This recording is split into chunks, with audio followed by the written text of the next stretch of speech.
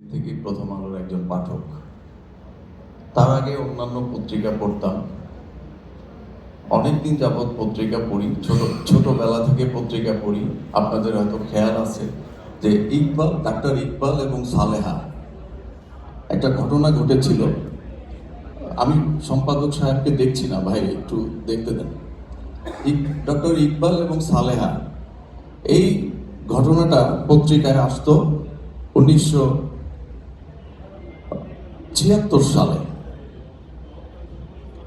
তখন আমি ইত্তেফাক পড়তাম, এই ঘটনাটা প্রতিদিন পড়তাম। ডাক্তার ইকবাল এবং সালেহা, রিমা হত্যা মামলা।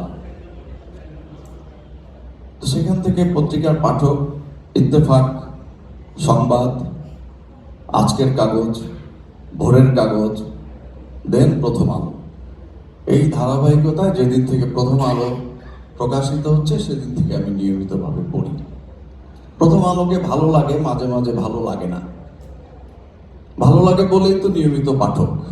আবার ভালো লাগে না, এটা আমার ভিন্ন মত। এই মতকে আপনি সম্মান দেখাবেন কিনা আমি জানি না। আজকে আমাদেরকে যে এখানে দাঁড়া করিয়ে রাখলেন, এটা একটা ভিন্নতা আছে, নতুনত্ব আছে। আপনার দৃষ্টিতে একটা নতুনত্ব আছে। আবার এখানে কেউ কেউ আছেন যারা এটা সমালোচনা করে বলতে পারেন যে ওনাদেরকে নিয়ে কেন দাঁড়া করিয়ে রাখা হইলো, শাস্তি দেওয়া হলো, কয়েকটা চেয়ার দিলেও তো পারত। তাহলে এটা তো ভিন্ন মত। এই ভিন্ন মতকে আপনি সম্মান করবেন কিনা জানি না। আপনাকে ধন্যবাদ জানাই। নারায়ণগঞ্জে প্রথম আলোর যে ভূমিকা, এবং নারায়ণগঞ্জের যারা প্রথম আলোর সংবাদকর্মী রয়েছে তাদেরকে ধন্যবাদ জানাই। তাদের সাহসী ভূমিকার কারণে নারায়ণগঞ্জে যে একটি যুগ ছিল, অন্ধকার যুগ ছিল, তাদের বিরুদ্ধে প্রথম আলো লেখনির মাধ্যমে যুদ্ধ করেছে। আমরা রাজপথে কণ্ঠ উঁচিয়ে তাদের বিরুদ্ধে যুদ্ধ করেছি। কাজেই প্রথম আলোর সঙ্গে আমাদের মিল ওই জায়গায়। প্রথম আলো সত্যের পক্ষে কথা বলেছে, আমরা সত্যের পক্ষে কথা বলেছি।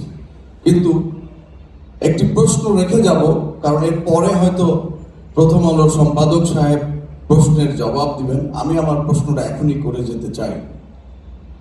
প্রথম আলো কি সত্যিকার অর্থে নিরপেক্ষ কোনো পত্রিকা? প্রথম আলো কি সরকারের ভালো কথাগুলি লেখে?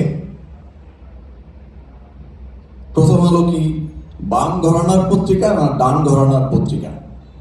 এই প্রশ্ন রেখে আমি আমার বক্তব্য শেষ করার আগে আবারও প্রথম আলোকে ধন্যবাদ জানাই, শুভেচ্ছা জানাই, এবং প্রথম আলোর উত্তরোত্তর সাফল্য কামনা করি। এবং আমি বলতে চাই যে 27 বছর পাঠক হিসেবে আমি হয়তো পাঠক হিসেবে পুরনো, কিন্তু পত্রিকা তো কখনো পুরনো হয় না। পত্রিকার সম্পাদক অভিজ্ঞতা অর্জন করে, এবং পত্রিকায় যারা লেখে তারাও অভিজ্ঞতা অর্জন করে, এবং নতুন নতুন সংবাদকর্মী পত্রিকার সঙ্গে যুক্ত হয়ে পত্রিকাকে নতুনই রাখে। পত্রিকা কখনো পুরনো হয় না, পাঠকরা পুরনো হয়। ধন্যবাদ সবাইকে। আসসালামু আলাইকুম রহমতুল্লাহ।